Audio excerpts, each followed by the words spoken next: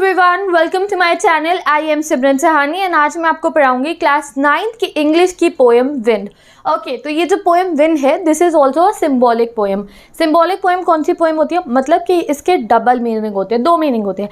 एक तो डायरेक्ट जो पोएम में चल रहा होता है, दूसरा जो हम अपने लाइफ से रिलेट करते हैं। जैसे रिसेंट पोएम हमने कौन सी पढ़ी थी? रॉबर्ट फ्रॉस्ट की रोड नॉट टेकन। उसमें हमें क्या पता चला? दैट चॉइसेस ऑफ लाइफ के बारे में, दैट हमें ऐसे डिसीजन लेने पड़ते हैं जो हमारे फ्यूचर को इफेक्ट करते हैं। वैसे ही द पोएम विंड में हम अपने लाइफ चैलेंजेस के बारे में पढ़ेंगे। दैट विंड क्या है? विंड एक स्ट्रॉन्ग पावर, स्ट्रॉन्ग चैलेंज को शो कर रहा है इस पोएम में। जैसे स्ट्रॉन्ग विंड आती है तो जितनी भी वीक चीज़ें होती है, जैसे छोटे छोटे पौधे, ऐसा घर जो पक्की मिट्टी से ना बना हो, कच्चे घर जो होते हैं, या फिर आप कह लो छोटे छोटे पौधे, इवन बच्चे भी जब बहुत जोर की आंधी या विंड चलती है तो गिर जाते हैं, डर के घर के अंदर चले जाते हैं। तो एग्जैक्टली विंड को यहाँ पे किससे शो करा गया है? लाइफ के चैलेंजेस से। दैट हमारे जैसे विंड चल के आती है, ऐसे जोर की विंड आती है, वैसे ही हमारे लाइफ में एट टाइम्स क्या आते हैं? चैलेंजेस आते हैं। तो जो वीक लोग होते हैं वो चैलेंज से डर जाते हैं, घबरा जाते हैं, और जो वीक लोग होते हैं उनको तोड़ के रख देते हैं चैलेंजेस। जैसे विंड जो है वीक प्लांट्स को और वीक घरों को तोड़ देती है, ऐसे ही इन्होंने क्या समझाया हमें? दैट विंड की तरह जो लाइफ के चैलेंजेस है हमें तोड़ देते हैं। तो पोएम हमें ये सीख दे रही है दैट स्ट्रॉन्ग हो जाएंगे, चैलेंजेस को फेस करना शुरू करेंगे, चैलेंजेस को अपना एनिमी नहीं, उनको एज अ बैटल लेंगे, तो हम भी अपनी लाइफ में सक्सीड होंगे। तो ये हमें इसमें लेसन मिलेगा। तो line by line explanation start करते हैं अपनी पोएम का। एंड ये जो पोएम है ये एक क्या है? ये फ्री वर्स है। फ्री वर्स मतलब इसमें भी राइमिंग स्कीम नहीं है।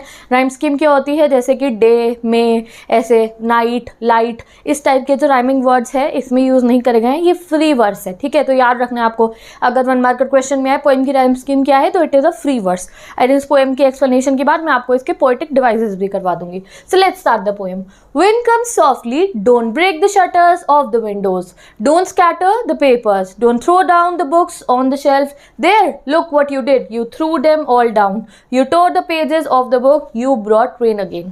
तो ये स्टार्टिंग का जो पैराग्राफ है, इस पैराग्राफ में जो पोएट है वो विंड को बोल रहे हैं, अरे विंड धीरे धीरे आओ, आराम से आओ, तुम इतनी जोर से क्यों आ रही हो? क्या बोले वो? विंड कम सॉफ्टली, विंड इतनी जोर की मत आओ, तुम्हें चलना है चलो, हवा बहुत जोर की मत चलो, धीरे धीरे चलो। जोर वाली हवा को हम क्या कहते हैं? आंधी कहते हैं ना। और एक हवा होती है, जब हवा चल रही होती है बाहर तो हम खुश होते हैं, बट जब आंधी आती है तो हमें अपने घर के अंदर जाना ही पड़ता है ना। तो वो यही कह रहे हैं विंड को, विंड कम सॉफ्टली, धीरे धीरे आओ। Don't break the shutters of the window, यानी कि जो विंडो के ऊपर जो शटर लगा होता है उसको तोड़ो मत। क्या होता है? जब देखा आंधी आती है खिड़कियां बजने लगती हैं, और कई बार खिड़की के जो शटर्स होते हैं, शीशे होते हैं, वो टूट भी जाते हैं। तो वो क्या कह रहे हैं? विंड कम स्लोली, विंड धीरे धीरे आओ, शटर्स को मत तोड़ो हमारी विंडोज़ के।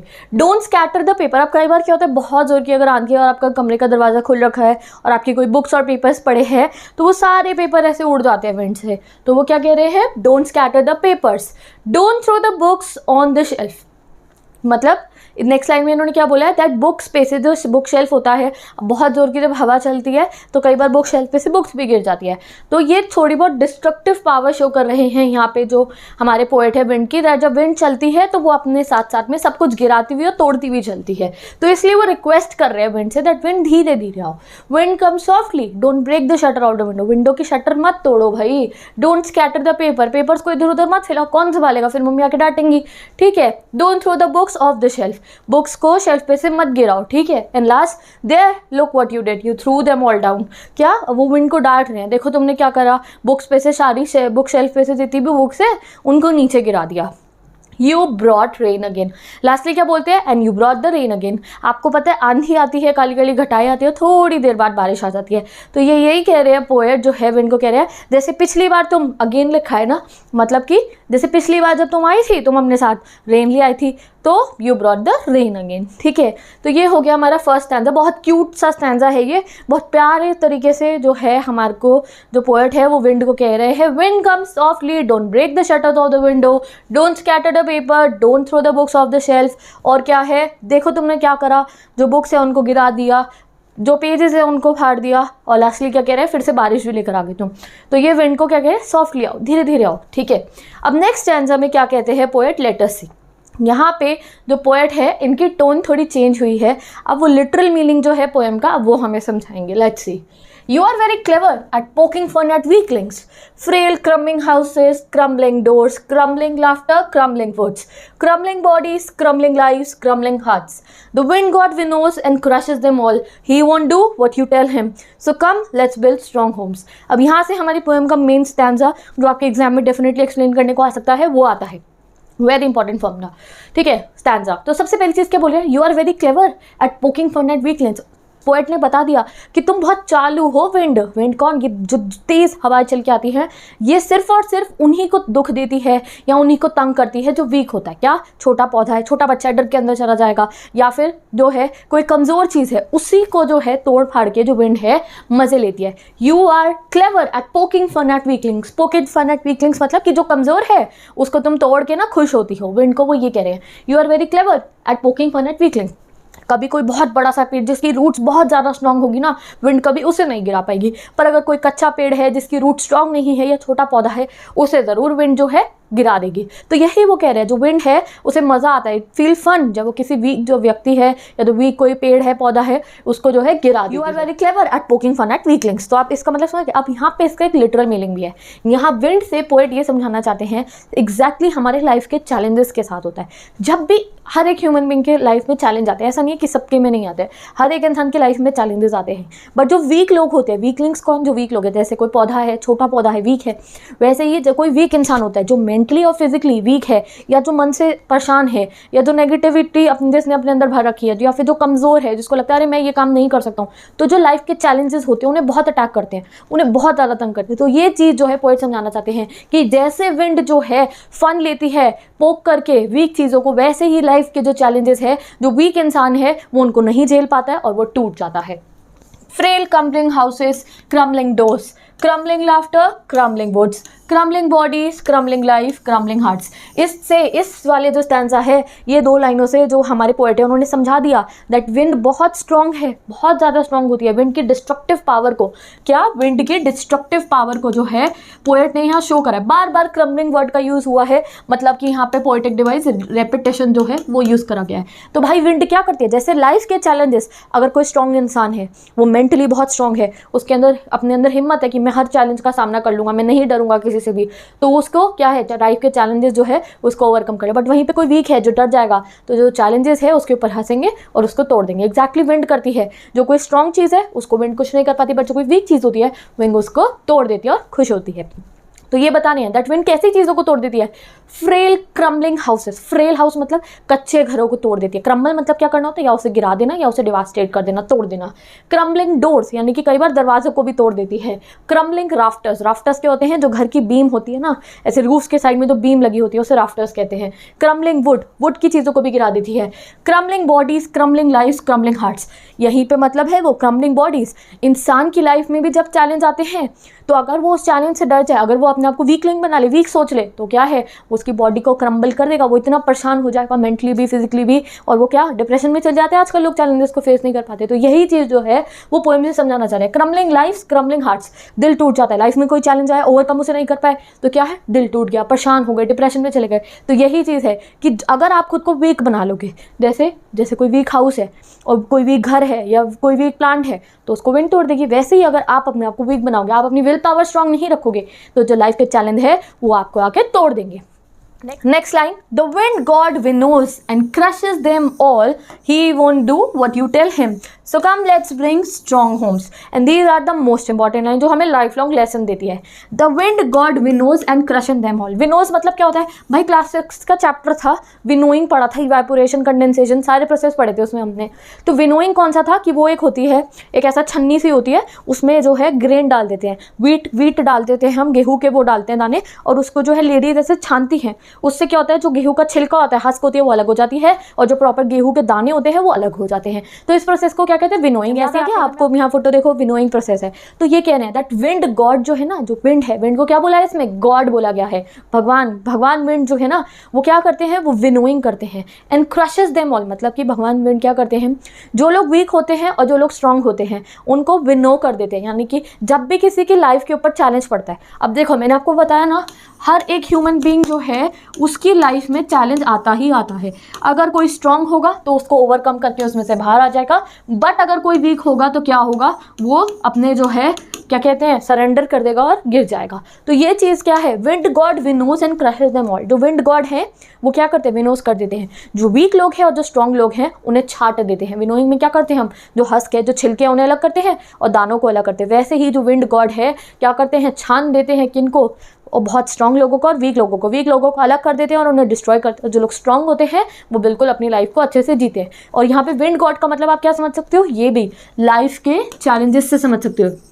दैट हम सबकी लाइफ में चैलेंज आते हैं, हर एक ह्यूमन की लाइफ में चैलेंज आता है। और जब सबके ऊपर चैलेंजेस पड़ते हैं ना, तो कुछ लोग तो उसको ओवरकम करके सक्सेसफुल हो जाते हैं और कुछ लोग डाउनफॉल पे चले जाते हैं। तो वो क्या है, भगवान जी भी नोइंग कर रहे हैं, भगवान जी छटाई कर रहे हैं, चैलेंजेस देते हैं सबको। जो उसको ओवरकम कर गया वो वहाँ पहुँच गया, जो ओवरकम नहीं कर पाया वो नीचे गिर गया। समझ गए, कितना अच्छा मीनिंग है इस पोएम का।